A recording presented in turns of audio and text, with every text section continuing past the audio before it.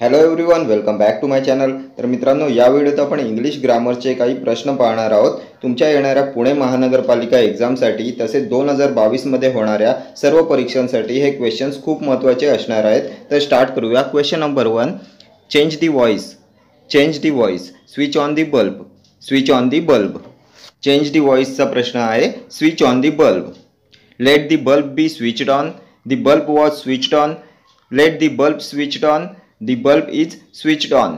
तर switch on the bulb हे sentence कोणत्या टाईपचं आहे, कोणत्या प्रकारचं वाक्य आहे स्विच ऑन दी बल्ब? तर सेंटेन्समध्ये ऑर्डर दिलेली आहे. सेंटेन्समध्ये ऑर्डर दिलेली आहे. इम्पेरेटिव्ह सेंटेन्स आहे. जेव्हा सेंटेन्समध्ये ऑर्डर दिलेली असते, जी आज्ञार्थी वाक्य असतात, तेव्हा त्याचं पॅसिव्ह होताना नेहमी लेटपासून सुरुवात होते. ठीक आहे. जेव्हा सेंटेन्समध्ये ऑर्डर दिलेली असते, आज्ञार्थी वाक्य असतात, तेव्हा त्याचं पॅसिव्ह होताना लेटनी सुरुवात होते. लेटनी सुरुवात होते. ठीक आहे. तर लेटपासून सुरुवात होणारी ऑप्शनमधली वाक्य कोणती आहेत ते पहा. तर लेटपासून सुरुवात होणारी फक्त 2 सेंटेन्स आहेत, ऑप्शन ए आणि ऑप्शन सी. तर ऑप्शन बी आणि डी असेच कट झाले. ऑप्शन बी आणि डी कट झाले. लेटपासून वाक्याची सुरुवात होणारी फक्त 2 सेंटेन्सेस आहेत, ए आणि सी. त्यामुळे ऑप्शन बी आणि डी असेच कट झाले. ठीक आहे. तर इम्पेरेटिव्ह सेंटेन्सचं पॅसिव्ह करताना let plus subject plus be plus V3 अशी रचना होते. काय रचना होते? Late plus subject plus be plus V3. ठीक आहे. Late plus subject plus be plus V3 अशी रचना होते. इथे सब्जेक्ट काय आहे? तर सब्जेक्ट आहे दी बल्ब. दी बल्ब हा सब्जेक्ट आहे, म्हणून लेट दी बल्ब, त्यानंतर बी, त्यानंतर V3 म्हणजे स्विच्ड ऑन असं येईल. तर लेट दी बल्ब, त्यानंतर बी आणि नंतर V3. V3 म्हणजे स्विच्ड ऑन असं होईल. काय येईल sentence? Let the bulb be switched on. So option A will be your correct answer. Let the bulb be switched on. Let plus subject plus be plus V3. Let plus subject the bulb, त्याच्यानंतर be, त्याच्यानंतर switched on V3. Let the bulb be switched on. ठीक आहे. Option C मध्ये बी दिलेलंच नाहीये, त्यामुळे option C पण कट होईल. इम्पेरेटिव्ह सेंटेन्सचं पॅसिव्ह करताना let plus subject plus be plus V3 अशी रचना होते. ठीक आहे. Next question, choose the correct antonym of gloomy. Antonym of gloomy. तर ग्लूमीचा अर्थ काय होतो? तर ग्लूमी म्हणजे उदास, खिन्न, डिप्रेस, चिअरलेस, डिजेक्टेड. ग्लूमी म्हणजे depress, dejected, cheerless. Depress, dejected, cheerless. उदास, खिन्न. ठीक आहे. तर ऑप्शनमध्ये पहा, इडल, वाईज, चिअरफुल की सॅड. तर काय येईल ग्लूमीचा अँटोनेम? तर इडल मीन्स आळशी, लेझी, इंडोलंट, स्लगिश, सुस्त, इनर्ट, डॉर्मंट. ठीक आहे. इडल म्हणजे आळशी, सुस्त, inert, dormant, indolent, lazy, sluggish. वाईजचा अर्थ काय होतो? तर prudent, sagacious, judicious, sensible, careful, educated, experienced, ज्ञानी, समाधानी, समंजस आणि ज्ञानी. Prudent, sagacious, sensible, careful, experienced. चिअरफुलचा अर्थ काय होतो? चिअरफुल म्हणजे आनंदी, हॅप्पी, ॲनिमेटेड, चार्मिंग म्हणजे चिअरफुल. सॅड म्हणजे दुःखी, सॉरोफुल, डिजेक्टेड, जॉयलेस. ठीक आहे. तर काय येईल ग्लूमीचं अँटोनेम? तर ग्लूमी म्हणजे उदास, खिन्न, डिप्रेस, चिअरलेस. तर त्याचा अँटोनेम येईल option C, cheerful. Option C will be your correct answer. Cheerful म्हणजे आनंदी, happy, animated, charming. Okay. Next question, select the correct antonym of obvious. Select the correct antonym of obvious. Vague, diminish, motivate और miserable. ऑब्वियसचा antonym. तर ऑब्वियसचा अर्थ काय होतो? स्पष्ट, क्लिअर, ॲपरंट, प्लेन. उघड, जाहीर. ऑब्वियसचा अर्थ होतो clear, apparent, clear, apparent, plain. ठीक आहे. प्रकट, उघड, जाहीर, स्पष्ट. तर वेगचा अर्थ काय होतो? अस्पष्ट, अनक्लिअर. अनक्लिअर, ऑब्स्क्युअर. ऑब्स्क्युअर. ऑब्स्क्युअर म्हणजे अनिश्चित, डाऊटफुल, हेझी, डल, डीम. ठीक आहे. वेगचा अर्थ होतो अस्पष्ट, unclear, obscure, dim, dull, hazy. So option A will be your correct answer. Antonym of obvious is vague. अस्पष्ट, unclear, dim, dull, hazy, obscure, doubtful. आणि ऑब्वियसचा अर्थ होतो ॲपरंट, प्लेन, क्लिअर, स्पष्ट, उघड, जाहीर. त्यानंतर डिमिनिशचा अर्थ काय होतो, तर डिमिनिश म्हणजे डिक्रीज, फॉल, लेसन, कमी होणे.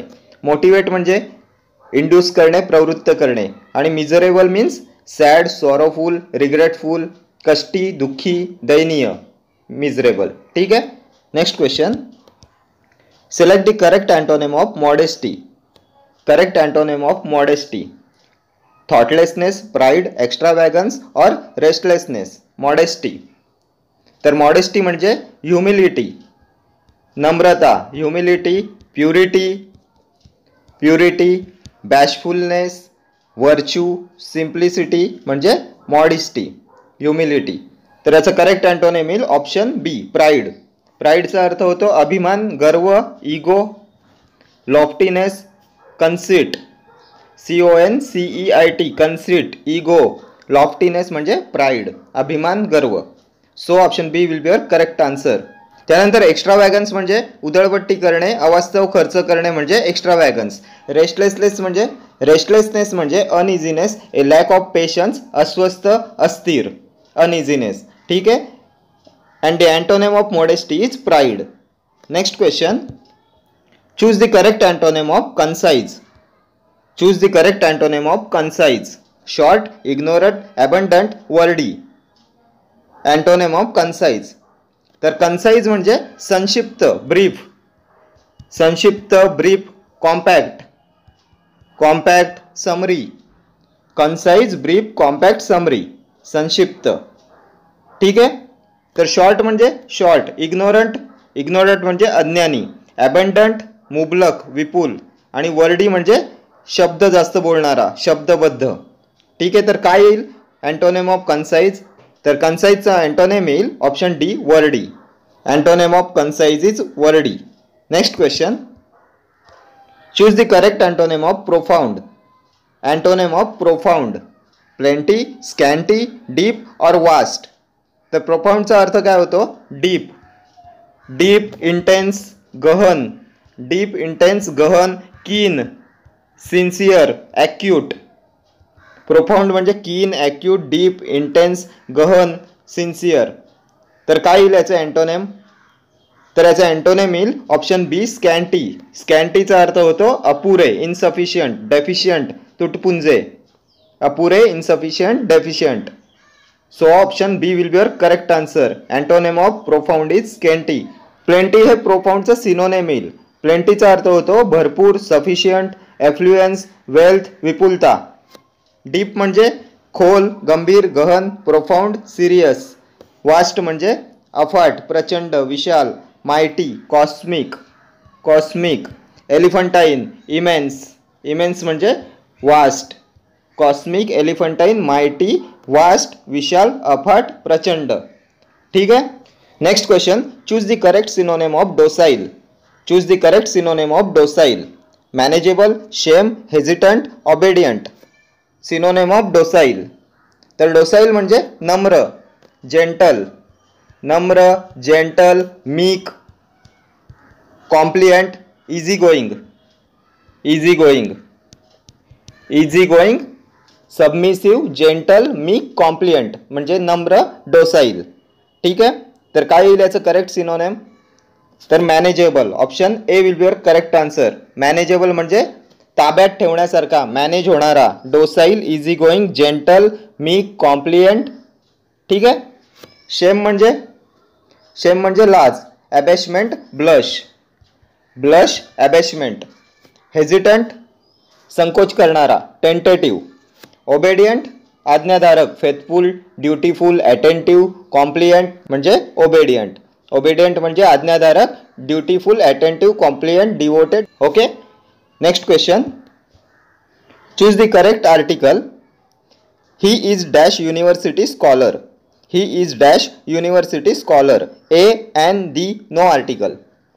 ही is dash university scholar. University या शब्दाची सुरुवात यू या वोवेलने, यू या स्वराने झालेली असली तरी त्याचा उच्चार युनिव्हर्सिटी म्हणजे मराठी य या व्यंजनासारखा होतोय. त्यामुळे युनिव्हर्सिटी पूर्वी एन न वापरता ए वापरतात. मराठी व्यंजन य सारखा उच्चार होतोय युनिव्हर्सिटीचा, त्यामुळे यापूर्वी एन न वापरता ए वापरतात. Option A will be your correct answer. He is a university scholar. He is a university scholar. University पूर्वी एन न वापरता ए वापरतात. ठीक आहे, कारण त्याचा उच्चार युनिव्हर्सिटी म्हणजे मराठी य या व्यंजनासारखा होतोय. A university, a unit, a union, a European या शब्दांचा उच्चार य या मराठी व्यंजनाने होतोय, म्हणून त्यांच्यापूर्वी ए हे आर्टिकल येईल, एन येणार नाही. ठीक आहे. Next question. He was dash first man to arrive. He was dash first man to arrive. Choose the correct article. A an the no article. तर फर्स्ट, सेकंड, थर्ड, फोर्थ काय आहेत, तर क्रमवाचक विशेषणे आहेत. ऑर्डिनल ॲडजेक्टिव्ज आहेत. First, second, third, fourth, fifth. क्रमवाचक विशेषणांपूर्वी नेहमी दी हे आर्टिकल वापरतात. So option C will be your correct answer. He was the first man to arrive. The first, the second, the third, the fourth. First, second, third, fourth ही सर्व क्रमवाचक विशेषणे आहेत. ऑर्डिनल ॲडजेक्टिव्ज आहेत, त्यामुळे त्यांच्यापूर्वी नेहमी दी हे आर्टिकल वापरतात. Next question. Choose the correct article. Dash president of India is visiting Mumbai on Tuesday. Dash president of India is visiting Mumbai on Tuesday. Choose the correct article. A an the no article. तर president, prime minister, chief minister या सर्व nouns पूर्वी नेहमी the हे article वापरतात. So option C will be your correct answer. The president of India is visiting Mumbai on Tuesday. The president of India is visiting Mumbai on Tuesday. Prime minister, chief minister, president पूर्वी नेहमी the हे article वापरतात. पण जर या नामांनंतर एखाद्या व्यक्तीचे नाव आल्यास दी हे आर्टिकल वापरत नाही. Prime minister, chief minister, president या नामांनंतर जेव्हा एखाद्या व्यक्तीचे नाव येते तेव्हा दी हे आर्टिकल वापरत नाही. जर प्रेसिडेंट नंतर प्रतिभाताई पाटील असं नाव असतं तर प्रेसिडेंट पूर्वी दी हे आर्टिकल आलं नसतं. फक्त president Pratibhatai Patil is visiting Mumbai हे करेक्ट सेंटेन्स आलं असतं. ठीक आहे. President, prime minister, chief minister यांच्यानंतर जर एखाद्या व्यक्तीचं नाव नसेल तरच त्याच्या आधी दी हे आर्टिकल येते. ठीक आहे. Next question. Choose the correct question tag. Choose the correct question tag. Close the door. Don't you, aren't you, will you, shall you. काय क्वेश्चन टॅग येईल क्लोज द डोअर. तर होकारार्थी वाक्याचा क्वेश्चन टॅग नकारदर्शक होतो आणि नकारदर्शक वाक्याचा क्वेश्चन टॅग होकारदर्शक होतो. होकारार्थी वाक्याचा क्वेश्चन टॅग नकारार्थी होतो आणि नकारदर्शक वाक्याचा क्वेश्चन टॅग होकारदर्शक होतो. ठीक आहे. क्लोज द डोअर हे आज्ञार्थी वाक्य आहे. क्लोज द डोअर हे आज्ञार्थी वाक्य आहे आणि आज्ञार्थी वाक्य हे जर होकारदर्शक असेल तर क्वेश्चन टॅग विल यू किंवा वोंट यू असा येतो. आज्ञार्थी वाक्य जर होकारदर्शक असेल तर क्वेश्चन टॅग विल यू और वोंट यू, विल यू और वोंट यू असा येतो. कधी आज्ञार्थी वाक्य जर होकारदर्शक असेल तेव्हा. आणि आज्ञार्थी वाक्य जर नकारदर्शक असेल तर क्वेश्चन टॅग विल यू असाच येतो. जर आज्ञार्थी वाक्य नकारदर्शक असेल, निगेटिव्ह असेल तर क्वेश्चन टॅग विल यू हाच येतो. ठीक आहे. आणि जर होकारदर्शक असेल तर विल यू किंवा वोंट यू दोघांपैकी कोणताही येतो. Okay. So option C will be your correct answer. Close the door, will you. Next question. Choose the correct question tag. Let him go. Choose the correct question tag. Let him go. Will you, do you, are you or don't he. Choose the correct question tag. Let him go. तर लेटचे वाक्य सुद्धा आज्ञार्थी असते. लेटचं वाक्य सुद्धा आज्ञार्थी असते. त्यामुळे लेटच्या वाक्यात question tag will you असाच येतो. Let him go, will you. So option A will be your correct answer. लेटचे वाक्य सुद्धा आज्ञार्थी असते त्यामुळे लेटच्या वाक्यात क्वेश्चन टॅग विल यू असाच येतो. Next question. Change the following into indirect speech. Change the following into indirect speech. He says it is a fine day. He says it is a fine day. He said it is a fine day. He said that it was a fine day. He says that it was a fine day or he says that it is a fine day. काय येईल indirect speech? He says it is a fine day. तर sentence मध्ये reporting verb कोणता आहे? Reporting verb. तर reporting verb म्हणजे बोलणाऱ्याची क्रिया दर्शवणारा शब्द. तर रिपोर्टिंग वर्ब आहे सेज. रिपोर्टिंग वर्ब म्हणजे बोलणाऱ्याची क्रिया दर्शवणारा शब्द आणि तो आहे सेज. जेव्हा रिपोर्टिंग वर्ब वर्तमान काळात किंवा भविष्य काळात असेल, प्रेझेंट टेन्स किंवा फ्युचर टेन्स मध्ये असेल तेव्हा रिपोर्टेड स्पीचचा टेन्स तोच राहतो. जेव्हा रिपोर्टिंग वर्ब वर्तमान काळात किंवा भविष्य काळात असेल, प्रेझेंट टेन्स मध्ये किंवा फ्युचर टेन्स मध्ये असेल काय रिपोर्टिंग वर्ब, तेव्हा रिपोर्टेड स्पीचचा टेन्स तोच राहतो. रिपोर्टेड स्पीच म्हणजे काय तर रिपोर्टेड स्पीच म्हणजे बोलणाऱ्याच्या तोंडातून निघालेले शब्द. तर या सेंटेन्समध्ये रिपोर्टेड स्पीच काय आहे, तर डबल इन्व्हर्टेड कॉमामध्ये जे असते सेंटेन्स ते रिपोर्टेड स्पीच असते. It is a fine day. Reported speech आहे it is a fine day. तर रिपोर्टिंग वर्ब सेज हे वर्तमान काळात आहे, प्रेझेंट टेन्समध्ये आहे, म्हणून रिपोर्टेड स्पीचचा टेन्स चेंज होणार नाही. रिपोर्टेड स्पीचचा टेन्स चेंज होणार नाही, फक्त रिपोर्टिंग वर्ब नंतर दॅटचा यूज होईल. रिपोर्टिंग वर्ब नंतर दॅट वापरला जाईल आणि डबल इन्व्हर्टेड कॉमा आणि कॉमा निघून जातील. सेजचं सेजच राहील, सेजचं सेजच राहील, कारण वाक्यात ऐकणारा नाही आहे. आणि जेव्हा वाक्यात ऐकणारा नसेल तेव्हा सेजचं सेजच राहील, आणि जेव्हा वाक्यात ऐकणारा असतो तेव्हा सेजचं होते टेल्स आणि सेचं होते टेल. सेचं होते टेल कधी, जेव्हा वाक्यात ऐकणारा असतो. ठीक आहे. तर या वाक्यात ऐकणारा नाही आहे त्यामुळे सेजचं सेजच राहील आणि कॉमा डबल इन्व्हर्टेड कॉमा निघून जाईल. रिपोर्टेड स्पीचचा टेन्स चेंज होणार नाही. तर ऑप्शन्स चेक करूया. ऑप्शन ए मध्ये काय आहे, सेड आहे. आपल्याला काय पाहिजे, सेज पाहिजे, त्यामुळे ऑप्शन ए कॅन्सल झालं. ऑप्शन बी मध्ये पण सेड आहे त्यामुळे ऑप्शन बी सुद्धा इलिमिनेट झालं. आता उरले ऑप्शन सी आणि ऑप्शन डी. तर ऑप्शन सी आणि डी दोन्हीमध्ये सेज आहे. ऑप्शन सी मध्ये सेज आहे पण रिपोर्टिंग स्पीचचा टेन्स चेंज झालाय. रिपोर्टिंग स्पीचचा टेन्स चेंज झालाय. It was a fine day. Was म्हणजे टेन्स चेंज केलाय त्यामुळे ऑप्शन सी सुद्धा इलिमिनेट झालं. So option D will be your correct answer. एकच ऑप्शन उरलं, ऑप्शन डी. चेक करा. He says that it is a fine day. Says नंतर that आले, कॉमा डबल इन्व्हर्टेड कॉमा निघून गेले आणि रिपोर्टिंग वर्बचा टेन्स पण तोच आहे, चेंज झालेला नाही आहे. It is a fine day. So option D will be your correct answer. ठीक आहे. Next question. Convert the following into indirect speech. Convert the following into indirect speech. The sun rises in the east, he said. The sun rises in the east, he said.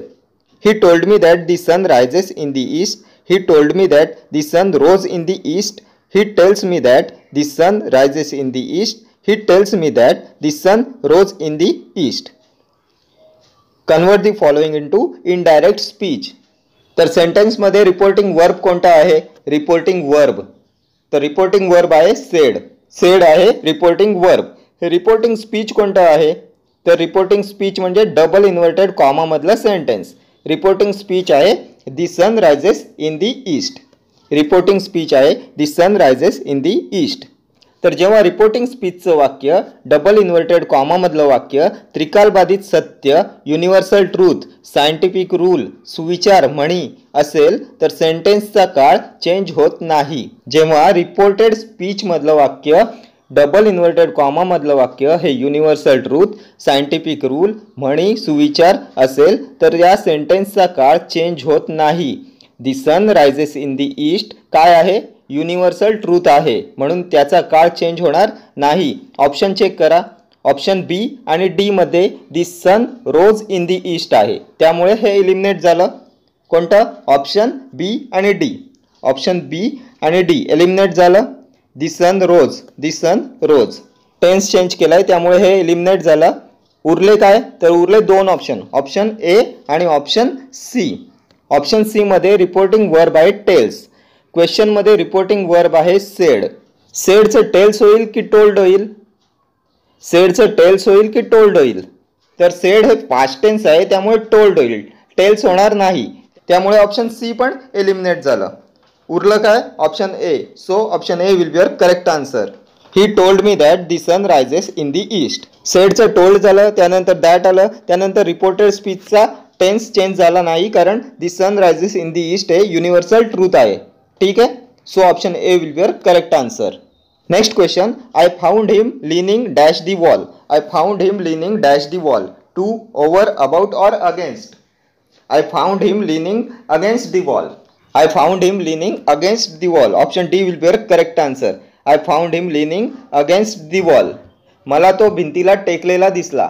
Against म्हणजे ला टेकून. मला तो भिंतीला टेकून दिसला. I found him leaning against the wall. Okay? So option D will be your correct answer. Next question. Credulous people accept all the promises of the politicians. The underlined word means. Credulous people accept all the promises of the politicians. The underlying word means. Underline केलेल्या वर्डचा अर्थ काय आहे? Credulous means ignorant, those who believe readily, angry और popular. तर क्रेडुलसचा अर्थ होतो भोळसर, सहज एखाद्यावर विश्वास ठेवणारा, पटकन फसणारा. गलिबल, गलिबल हे क्रेडुलसचं सिनोनेम आहे. क्रेडुलस मीन्स गलिबल, सहज एखाद्यावर विश्वास ठेवणारा, पटकन फसणारा, भोळसर. Those who believe readily, option B will be your correct answer. Those who believe readily. Credulous means those who believe readily, सहज एखाद्यावर विश्वास ठेवणारा. भोळसर लोक पॉलिटिशियन लोकांच्या वचनांवर सहज विश्वास ठेवतात. Okay, next question. Choose the correct one word substitute. One who possesses many talents. One who possesses many talents. Talented, host, versatile, none of these. One who possesses many talents. तर one who possesses many टॅलेंट्सचा अर्थ होतो अष्टपैलू, allrounder. Option C will be your correct answer. Versatile म्हणजे one who possesses many talents, अष्टपैलू, allround. त्यानंतर होस्टचा अर्थ काय होतो? तर यजमान, पाहुण्यांचे आदरातिथ्य करणारा. The man who receives guest is called host. ठीक आहे, next question. A man of odd habits. A man of odd habits. Moody, cynical, introvert, eccentric. A man of odd habits. तर अशा व्यक्तीला म्हणतात इसेंट्रिक. विक्षिप्त, kinky, scatty, abnormal, exceptional. Eccentric, a man of odd habits, kinky, scatty, abnormal, exceptional, विक्षिप्त. ठीक आहे. मूडीचा अर्थ होतो जॉयलेस, जॉयलेस, दुःखी, डिजेक्टेड. डिजेक्टेड, जॉयलेस, दुःखी, मूडी. सिनिकल म्हणजे निंदा करणारा. इंट्रोवर्ट, कमी बोलणारा, अंतर्मुख व्यक्ती म्हणजे इंट्रोवर्ट. ठीक आहे. Next question. The object that cannot be seen is called. The object that cannot be seen is called invisible, visible, valuable और important. The object that cannot be seen, अदृश्य वस्तू. अदृश्य वस्तू म्हणजे option A invisible. The object that cannot be seen is called invisible. त्यानंतर visible म्हणजे दिसणारी वस्तू. ठीक आहे. Next question. An officer or a post with no work but high pay. An officer or a post with no work but high pay. एखादा officer किंवा एखादे पद ज्यासाठी काम कमी पण पगार जास्त असतो. एखादं पद ज्यासाठी काम कमी पण पगार जास्त असतो. तर याला म्हणतात option D sinecure. Sinecure is an officer or a post with no work but high pay. ठीक आहे. त्यानंतर ऑनररी म्हणजे, ऑनररी म्हणजे मानधन. A post for which no salary is paid. A post for which no salary is paid is honorary. ठीक आहे, मानधन. त्यानंतर ग्रॅटिस म्हणजे, तर ग्रॅटिसचा अर्थ होतो without payment. Gratis is without payment. Okay. Next question. Which of the following word means an old unmarried woman. Which of the following word means an old unmarried woman? Bachelor, spinster, virgin or widow. Old unmarried woman, अविवाहित स्त्री. तर अशा स्त्रीला म्हणतात option बी स्पिन्स्टर. स्पिन्स्टर म्हणजे an old unmarried woman. बॅचलरचा अर्थ होतो अविवाहित पुरुष. वर्जिन म्हणजे कुमारी. विडो म्हणजे विधवा. ठीक आहे. Next question. One who has knowledge of many languages. One who has knowledge of many languages. Linguist, polylinguistic, multilinguistic की clever. One who has knowledge of many languages. ज्याला खूप भाषांचे ज्ञान आहे तो. ज्याला खूप भाषांचे ज्ञान आहे तो. तर तो असतो option A linguist. Linguist is one who has knowledge of many languages. त्यानंतर पॉलिलिंग्विस्टिक म्हणजे बहुभाषिक. मल्टीलिंग्विस्टिक बहुभाषिक. One who speaks many languages is multilinguistic. मल्टीलिंग्विस्टिकचा अर्थ होतो one who speaks many languages. Clever म्हणजे हुशार. ठीक आहे. Next question. One who has more than one wife. One who has more than one wife. Monogamous, monoandrous, polygamous की polyandrous. One who has more than one wife, एकापेक्षा जास्त पत्नी असलेला. तर अशा व्यक्तीस म्हणतात polygamous. Option C will be your correct answer. Polygamous is one who has more than one wife. ठीक आहे. त्यानंतर मोनोगॅमसचा अर्थ होतो एक पत्नी असलेला. ठीक आहे. Polygamous is one who has more than one wife and monogamous is one who has one wife. ठीक आहे. Next question. One who eats human flesh is called. One who eats human flesh is called savage, nomadic, non vegetarian की cannibal? One who eats human flesh, नरभक्षक. तर नरभक्षक म्हणजे cannibal, option D cannibal. One who eats human flesh is called cannibal. Cannibal म्हणजे नरभक्षक. सॅवेज म्हणजे जंगली, क्रूर, barbarous, brutal, wild, cruel, harsh. Savage म्हणजे जंगली, क्रूर, ब्रुटल. ब्रुटल म्हणजे सॅवेज, जंगली, क्रूर, वाईल्ड, क्रुएल, हार्श. हे सर्व सॅवेजचे सिनोनिम्स आहेत. नोमॅडिक म्हणजे भटक्या, नॉन व्हेजिटेरियन मांसाहारी, अँड कॅनिबल इज नरभक्षक. Okay, next question. Complete the following sentence.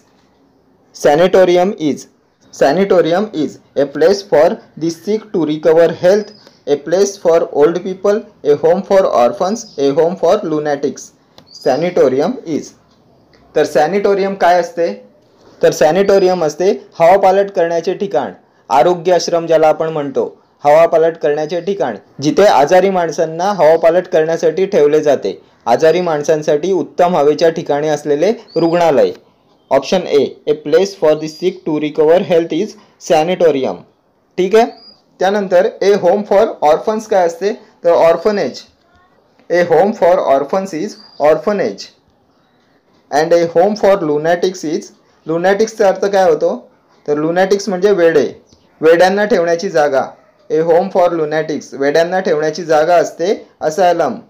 असायलम is a home for लुनॅटिक्स. ठीक आहे. Next question. Choose the correct alternative. Bibliography is. Bibliography is knowledge of the Bible, list of books about the Bible, character from the Bible, list of books and writings of one author about one subject. Bibliography is. तर bibliography म्हणजे ग्रंथसूची, ग्रंथांची यादी, ग्रंथकोश. तर काय येईल याचं correct alternative? तर bibliography is list of books and writings of one author or about one subject. एखाद्या सब्जेक्टवरील विशेष पुस्तकांची लिस्ट म्हणजे असते बिब्लिओग्राफी. एखाद्या सब्जेक्टवरील विशेष पुस्तकांची यादी तिला म्हणतात बिब्लिओग्राफी. ग्रंथसूची, ग्रंथकोश, ग्रंथांची यादी. ठीक आहे. Option D will be correct answer. Next question. Which is the correct meaning of the following? Which is the correct meaning of the following? Court that hears cases involving minor children, juvenile, supreme, high session. Court that hears cases involving minor children. बाल गुन्हेगारांसाठीचं court, बाल न्यायालय. तर काय म्हणतात? The court that hears cases involving minor children. तर त्याला म्हणतात juvenile. Option A will be correct answer. ठीक आहे. अल्पवयीन मुलांचं कोर्ट. जुवेनाईल म्हणजे अल्पवयीन. Juvenile court means a court that hears cases involving minor children. अल्पवयीन मुलांचं कोर्ट, बाल गुन्हेगारांसाठीचं कोर्ट, बाल न्यायालय. ठीक आहे. Next question. Choose the correct alternative. Franchise means. Franchise means French goods, study of the French language, the right to vote at elections, foreign goods. Franchise means. तर फ्रँचाइजचा अर्थ होतो मताचा अधिकार, मताधिकार. The right to vote at election. Option C will be correct answer. Franchise means the right to vote at the election. मत देण्याचा अधिकार, मताधिकार. Okay. Next question. Seema is ambidextrous which means. Seema is ambidextrous which means. Seema ambidextrous आहे, त्याचा अर्थ काय होईल? Able to think two ways simultaneously, able to use both hands equally well, able to deal with critical circumstances, able to see two different views. Seema is ambidextrous. Seema ambidextrous आहे म्हणजे ती कशी आहे? तर able to use both hands equally well. Ambidextrous म्हणजे able to use both hands equally well. दोन्ही हातांनी ज्याला लिहिता येते तो असतो ॲम्बिडेक्स्ट्रस. राईट अँड लेफ्ट दोन्ही हात सारख्याच कौशल्याने वापरणारा असतो ॲम्बिडेक्स्ट्रस. सीमा इज ॲम्बिडेक्स्ट्रस म्हणजे Seema is able to use both hands equally well. Seema दोन्ही हातांनी लिहू शकते. ठीक आहे. Next question. Complete the following sentence by choosing the correct alternative. Complete the following sentence by choosing the correct alternative. A stoic is a person who. A stoic is a person who dash. Is in charge of the goods of a company, buys and sells the stocks and shares, does not endure anything painful and unpleasant, silently suffered and endures without any complaints. A stoic is a person who. Stoic person कोणाला म्हणतात तर stoic म्हणजे सहनशील. स्टॉइकचा अर्थ होतो सहनशील, तक्रार न करता सर्व काही सहन करणारा असतो stoic person. Silently suffers and endures without any complaints. Option D will be correct answer. A stoic is a person who silently suffers and endures without any complaints.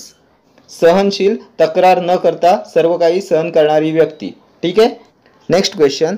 Select a word for underlined words in the sentence. In ancient England there was the government by the king और queen. Anarchy, plutocracy, monarchy की aristocracy. The government by the king और क्वीनचा अर्थ काय होतो?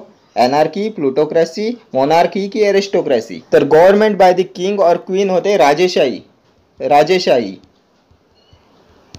राजेशाही म्हणजे option C monarchy. Monarchy म्हणजे राजेशाही. The government by the king और क्वीन इज मोनार्की. ठीक आहे. Option C will be correct answer. What is anarchy? तर एनार्की म्हणजे गोंधळ, अराजकता, डिसऑर्डर, मेस. मेस, डिसऑर्डर, अराजकता, गोंधळ. An absence of government is called anarchy. An absence of government is anarchy. त्यानंतर प्लुटोक्रॅसी, धनिकशाही. The government by rich is plutocracy. The government by rich is plutocracy. What is aristocracy? उच्चवर्गीयांचे शासन. The government by nobles. The government by nobles is aristocracy. An absence of government is anarchy. The government by rich is plutocracy and the government by king or queen is called monarchy. ठीक है. Next question. Radha is an dash of the women's college Varanasi. Choose the correct word to complete the sentence meaningfully. Radha is an dash of the women's college Varanasi. Alumni, alumna, alumni की alumni. Radha is an dash of the women's college Varanasi. तर याचं correct answer येईल option बी ॲल्युमना. ॲल्युमनाचा अर्थ होतो माझी विद्यार्थिनी. माझी विद्यार्थिनी म्हणजे ॲल्युमना. ए फॉर्मर स्टुडंट. माझी विद्यार्थिनी म्हणजे a former student, alumna. Radha women's college वाराणसीची माझी विद्यार्थिनी आहे. ए फॉर्मर स्टुडंट आहे राधा वुमेन्स कॉलेज वाराणसीची. अँड या सेंटेन्समध्ये वुमेन्स कॉलेज वाराणसी काय येईल? वुमेन्स कॉलेज वाराणसी काय येईल? तर वुमेन्स कॉलेज वाराणसी येईल अल्मा मॅटर. अल्मा मॅटर म्हणजे ज्यात राधा शिकली ते, ज्यात आपण शिकलो ते महाविद्यालय, ते विद्यापीठ असते alma mater. And alumna is माझी विद्यार्थिनी, a former student. Radha is an alumna and women's college Varanasi is alma mater. ठीक आहे. Next question. Which of the following phrases means regicide? Which of the following phrases means regicide? रेजिसाइडचा अर्थ murder of mother, murder of father, murder of a king, murder of a brother. Regicide means, तर रेजिसाइडचा अर्थ होतो murder of a king. Option 3 murder of a king is regicide. So option D will be correct answer. 3 only. Murder of a king is regicide. त्यानंतर murder of मदरला काय म्हणतात? तर matricide. Matricide is murder of mother, मातृवध. Murder of father येतो patricide. Patricide म्हणजे पितृवध. Murder of father is patricide. Murder of king is regicide. त्यानंतर murder of a brother is fratricide. Fratricide is बंधुवध. मर्डर ऑफ ए ब्रदर, बंधुवध. ठीक आहे. Murder of mother is matricide, murder of father is patricide, murder of brother is fratricide and a murder of a king is regicide. ठीक आहे. Next question. A person who eats too much. A person who eats too much. Choose the right substitution to the phrase. A person who eats too much. खूप जास्त खाणारा, खादाड. तर याला म्हणतात option A glutton. Glutton is खादाड. A person who eats too much is glutton, खादाड. ठीक आहे. Option A will be correct answer. त्यानंतर ओमनिवोरसचा अर्थ काय होतो? सर्वभक्षक. One who eats anything. One who eats एनिथिंगचा अर्थ होतो ओमनिवोरस, सर्वभक्षक. ठीक आहे. Next question. Choose the correct word for the following. An act of killing one's own family. An act of killing one's own family. Genocide, homicide, suicide की patricide? तर याला म्हणतात option A genocide is an act of killing one's own family. Genocide. ठीक आहे. होमिसाइडचा अर्थ काय होतो? मनुष्यवध. An act of killing a human being. An act of killing human being is called homicide. त्यानंतर सुसाइड, आत्महत्या. Killing one's own self. Killing one's own self is suicide. One's own self.